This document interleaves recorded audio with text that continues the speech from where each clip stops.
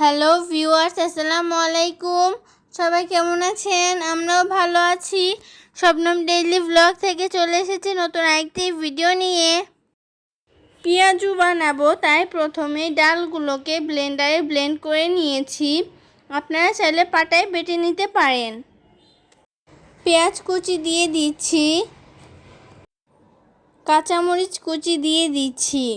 সবাই আমার পেজটা ফলো করবেন, লাইক কমেন্ট করে পাশে থাকবেন। আমার ভিডিওগুলো সবাই বেশি বেশি শেয়ার করে দিবেন। রসুন, আদা ও জিরা বাটা দিয়ে দিচ্ছি, লবণ দিয়ে দিচ্ছি,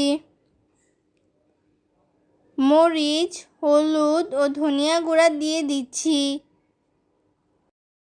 সবগুলো উপকরণ একসঙ্গে ভালোভাবে মাখিয়ে নিচ্ছি। সবগুলো উপকরণ মাখিয়ে নিয়েছি। চুলায় ফ্রাই প্যান বসিয়ে তাতে তেল দিয়ে দিচ্ছি। তেলটা গরম হয়ে যাওয়ার পর মাখিয়ে রাখা ডালের মিশ্রণটি দিয়ে দিচ্ছি।